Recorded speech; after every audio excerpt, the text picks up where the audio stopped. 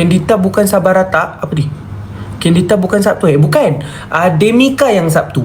Itulah Wahida. Orang suruh makan kismis, orang suruh belajar dengan tim-tim jerung, tengok jadual tak nak. Sibuk post video-video aib aku yang daripada zaman 2020 tu. Lepas tu Demika dengan Kendita tu tukar. Janganlah marah Wahida. Ikmal bukan marah Wahida, Ikmal cakap je, Wahida kalau dia tak kena marah sehari, dia rasa macam diri dia tak lengkap. Dia rasa diri dia tak lengkap. Lepas tu nanti dia diam Ikmal. Abang Ikmal dah tak macam dulu lah. Dulu Abang Ikmal selalu marah saya malam-malam. Pelik kan, orang tak nak kena marah, tapi Wahida nak kena marah. Tu maksudnya dia memang luar binasa. Dia memang nak kena marah. Abang Kemal dah tak macam dulu lah. Abang Kemal bukan Abang Kemal yang dulu. Saya tak suka Abang Kemal yang sekarang. Abang Kemal yang sekarang selalu mengabaikan saya. Abang Kemal dah tak marah saya. Dari Wahida lah. Tak, Wahida dia macam ni. Wahida boleh post aib kita, tapi jangan banyak Wahida. Kita tak kisah apa sebenarnya, sebab itu memang dah aib lama kan. Tapi Wahida fahamkan kenapa kan. Wahida faham kan. Wahida jangan sampai muka Wahida yang tu kita buat jadi profile picture kita.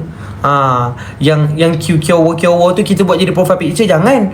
4.8M ni Wahida, semua tengok muka Wahida. Berani ke tunjuk aib saya? Jangan Wahida. Kau jangan. Kau bercakap pula dengan Ikmal. No Wahida. Jangan Wahida. Jangan sampai Wahida daripada Melaka pindah Singapura kejap lagi. Wahida jangan.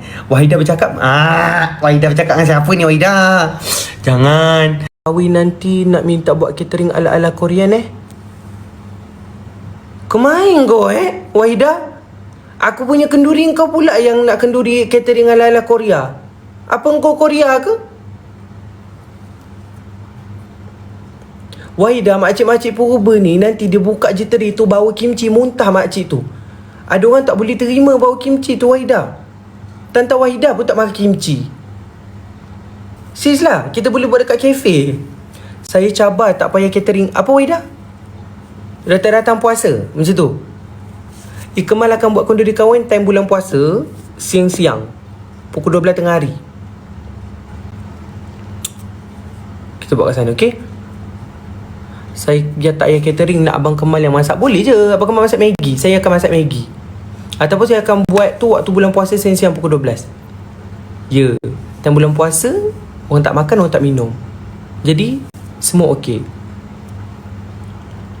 Jimat bajet betul. Save bajet.